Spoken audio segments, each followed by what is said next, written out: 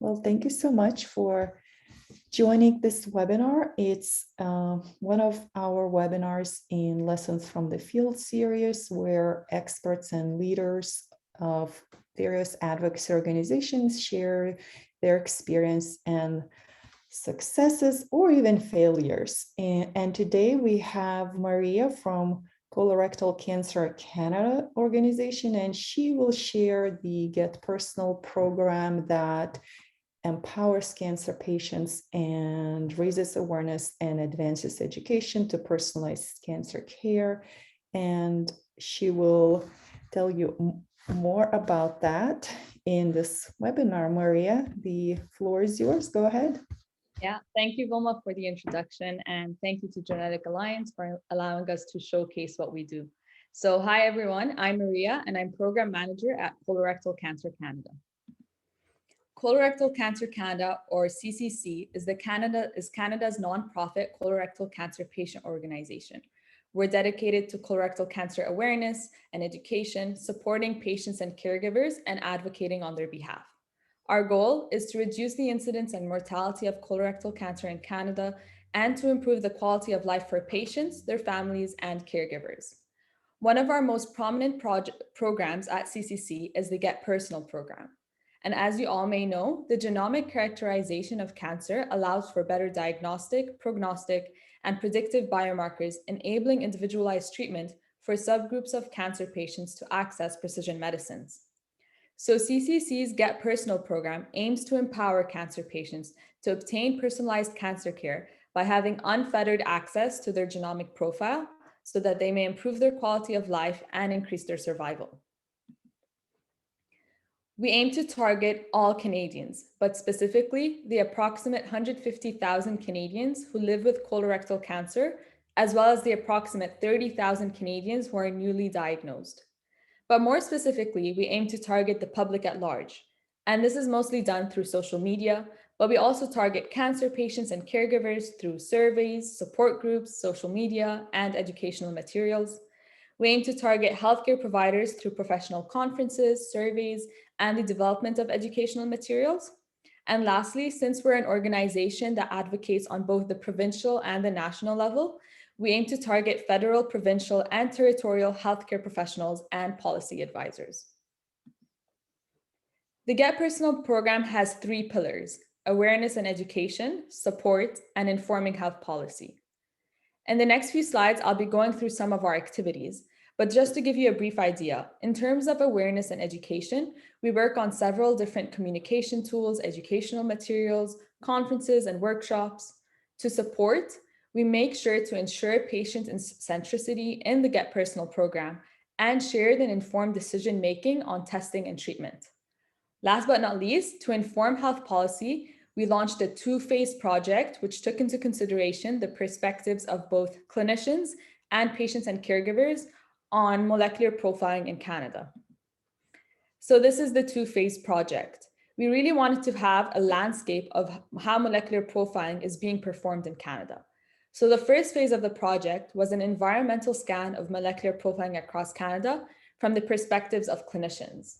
The aim was to characterize molecular profiling and companion diagnostics for predictive biomarkers, not only for colorectal cancer, but for all other cancers in adult patients across cancer centers in Canada. The second phase of the project was the patient and caregiver perspectives and experiences with molecular profiling in Canada. The aim of this survey was to assess needs and gaps in Canadian personalized medicine by gathering patients' experiences with molecular profiling in cancer treatment centers across Canada. And this survey actually allows for the first Canadian-specific data. To go through the methodology for the clinician survey, briefly, the survey was disseminated in August 2020 using Google Forms. The questions were developed by members of CCC in collaboration with the Scientific Advisory Committee. The questions were written to include all cancer types and were optional to answer. And the data was collected in Excel format and analyzed using descriptive statistics in November 2020. The data was reported in aggregate only and pooled by province.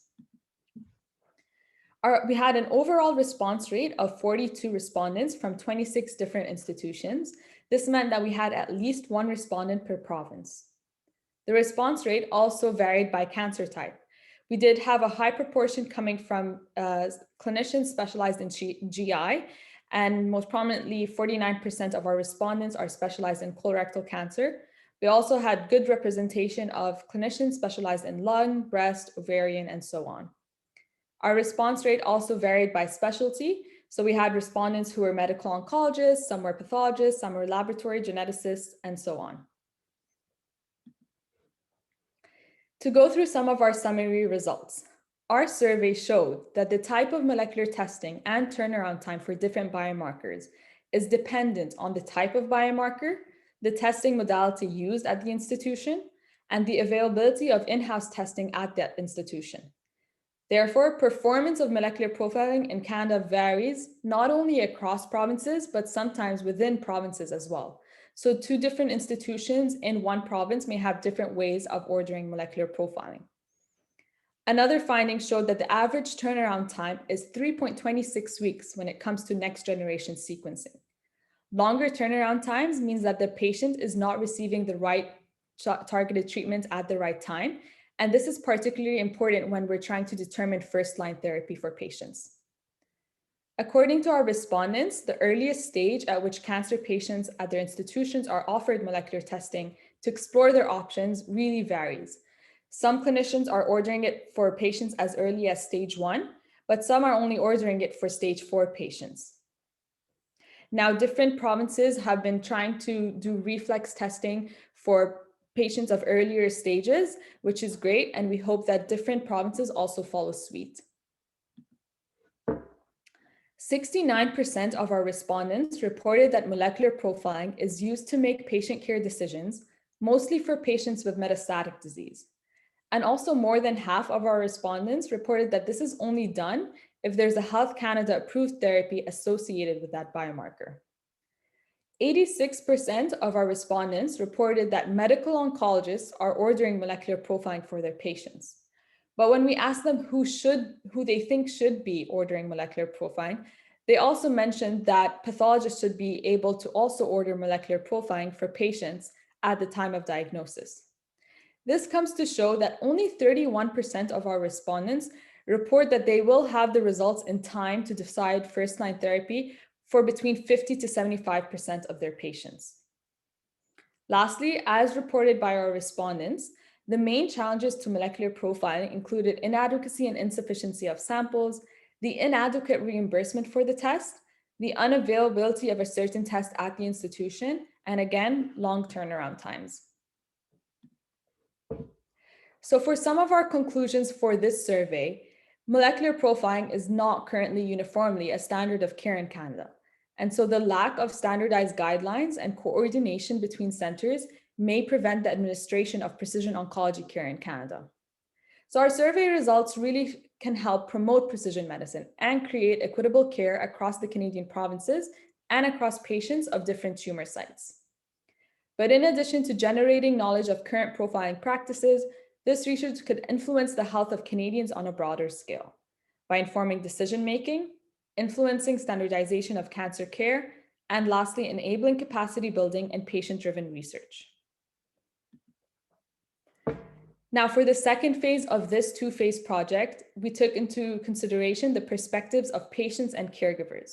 So for the methodology, just to mention that this online survey was created using SurveyMonkey and disseminated to Canadian cancer patients and caregivers in February.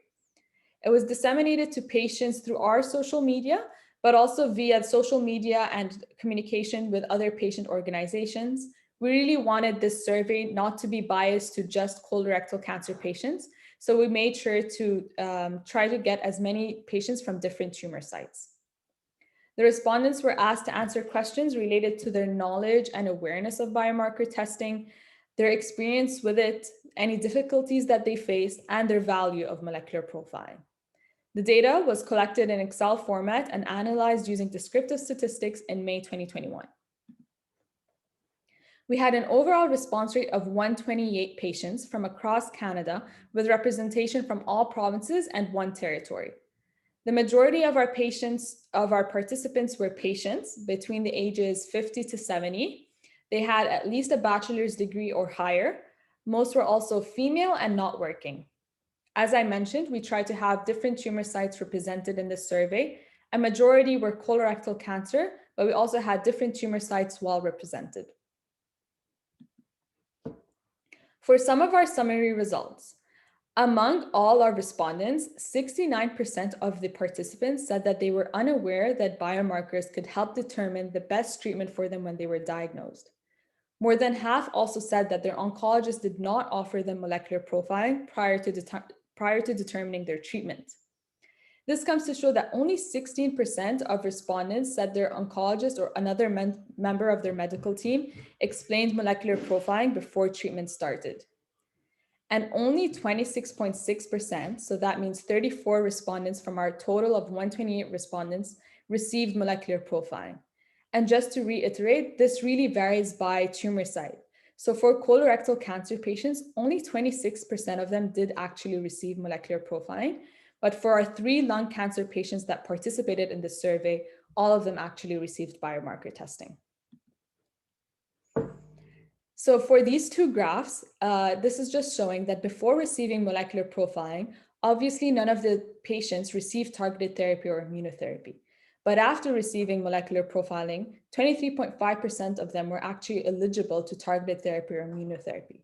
This is just to show that had they not had access to this molecular profiling, then they would have not had the right personalized treatment. Overall, more than half of our respondents who did receive molecular profiling felt that it helped them find the right personalized treatment. Almost all the survey respondents who received molecular profiling expect that the test results will increase their overall survival, and more than half expect that they will improve their quality of life. But also, they do face some common difficulties. So when it comes to the difficulties and challenges that all our survey respondents had, this had to do with the lack of awareness of molecular profiling in Canada, the lack of availability of molecular profiling in some institutions, and lastly, the lack of access to a clinical trial for their biomarker. Now, these are just some quotes that came from our participants in this survey, and they really speak a lot. So the first one is from a stage 4 lung cancer patient who mentioned that the cost of a comprehensive molecular testing is prohibitive. And so this creates inequity in the healthcare system. But if it was done and covered by provincial plans, then many more patients would receive the correct treatment at the correct time and not deal with months of toxic effects from drugs that do not work. Another stage 3 lung cancer patient mentioned that their current treatment has kept them stable for almost 2 years, but that would have not happened without testing. And lastly, another participant who is also a stage 4 lung cancer patient mentioned that medically, molecular profiling kept them alive and improved survivorship. Socially, they could now maintain a reasonable quality of life, and psychologically, it created a space for them to get involved with advocacy work and prevented depression. For our summary conclusions for the patient and caregiver survey, the survey results suggest that there is a major lack of education on molecular profiling, as well as inequitable access to molecular profiling. And as mentioned, this varies by tumor site and by province. So this implicates the need for increased awareness, education, and advocacy, as we all know that personalized treatments have the potential to increase patients' overall survival and improve their quality of life. I'll end the findings of this project with a quote from a participant with stage 4 colorectal cancer, who mentioned that biomarkers are not enough, and we need access to treatments once biomarkers are found. And this leads me to my next slide. They're absolutely right. We do need access to treatments and personalized therapies. So in Canada, we have a single payer system that is administered by provinces. So this means that each province has different policies, access, and reimbursement and this really varies per province. So 2 health technology assessment bodies, Canada and INES, assess new oncology drugs and make funding recommendations to Canadian provinces and territories, and reviews clinical evidence, cost effectiveness, and patient perspectives and adoption feasibility. So since CCC is a patient organization, we were responsible for providing patient input for these 3 targeted therapies, encorafenib, pembrolizumab, and larotrectinib. Fortunately, we did receive positive recommendations for all 3 drugs. So this means that now these drugs are now reimbursed in Canada and patients have access to them. For example, encorafenib is now being given in combination with cetuximab for the treatments of patients with metastatic colorectal cancer with a BRAF V600E mutation. Pembrolizumab can now be given for the first-line treatment of adult patients with unresectable or metastatic microsatellite instability high or mismatch repair deficient colorectal cancer. And lastly, larotrectinib is now also being reimbursed for the treatment of adult and pediatric TRK gene fusion positive cancers. Just to mention as well, these two surveys that I presented earlier were also presented at the ESMO Molecular Analysis for Precision Oncology Virtual Congress, which happened this October. Feel free to scan the QR code with your mobile phone so you can access these posters, which have more findings than I did present today. They're also available on our website, so the QR code will take you there. As I mentioned, a main pillar of the Get Personal program was awareness and education, and we do have several different communication tools, one of which is social media. So we raise awareness on molecular profiling to the general public. The Get Personal program has had a significant outreach on our social media with a reach as high as 321,000 users. Other communication tools also include online tools, infographics, animations, workshops, printed materials. So in this slide, you can see two pamphlets, which are targeted to patients. So it's basically on the left, a pamphlet on anything that patients need to know in regards to biomarker testing. And the one on the right is a bit more specific. It's targeted to patients who have hereditary colorectal cancer syndromes and everything they need to know about screening and therapies. Another communication tool also includes videos. So we do have a YouTube channel where we also put some educational videos. So for example, on the left, this is also what patients need to know about biomarker testing, but kind of in a whiteboard style video. And just the two YouTube videos that are shown on the right, this is to show that we do launch an annual cancer clinical trials conference. We do have one happening this November 16th and 17th. So it's the 5th patient group pathway model to accessing cancer clinical trials and real world evidence conference. You can also register for that conference on our website. And essentially on our YouTube channel, we eventually show the panelists who we've invited and what they have to say about understanding clinical trials or how to access clinical trials here in Canada. But feel free to reach out to us. You can visit our website, www.colorectalcancercanada.com. You can also reach out to me, Maria, at my email below, and to the president of CCC, Barry Stein. You can also visit our social media accounts on Facebook, Instagram, Twitter, and YouTube. So I'll open the floor to questions, and thank you again, Genetic Alliance, for the opportunity to showcase what we do. Thank you, Maria, very much. Feel free, guys, to unmute yourselves and ask the questions you might have.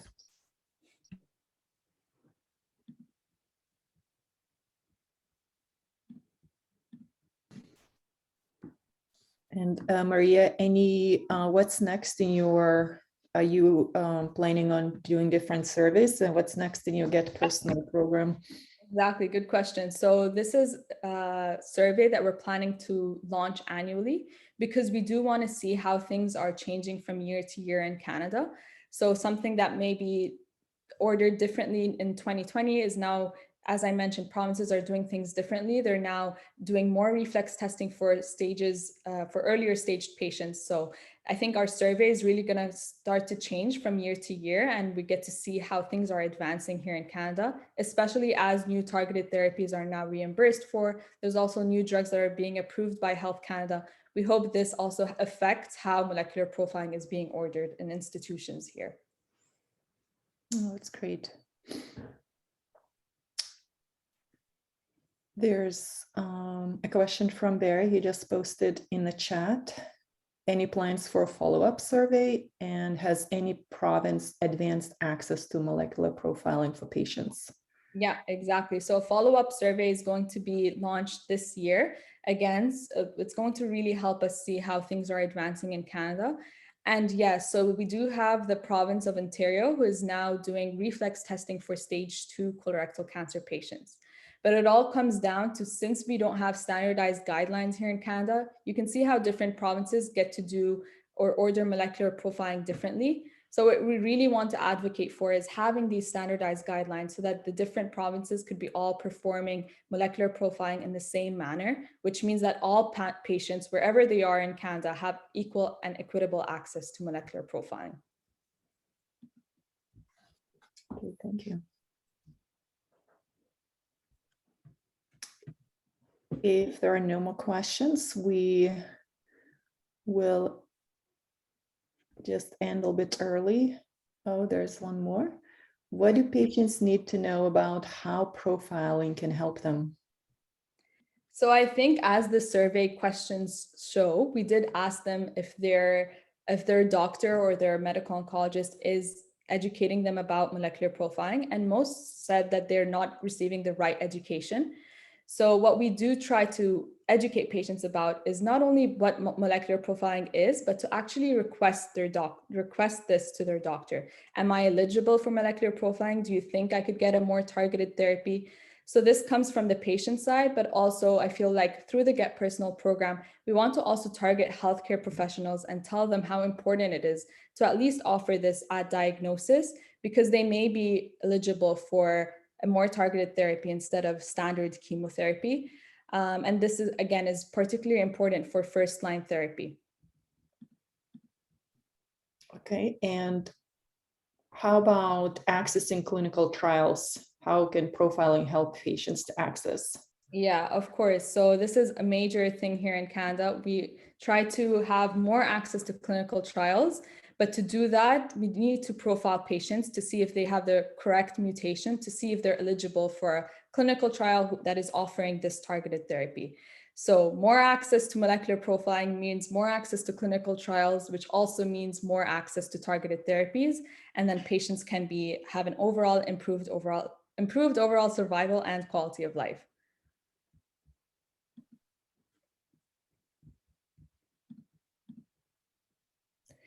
Thank you, Maria.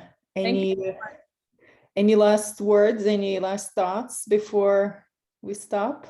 No, that's it. Thank you so much for the opportunity. And yes, as Maria mentioned, feel free to reach out to her or any of the team members if any questions come up, if you need any more information. And thank you so much for being here today with us. Thank you.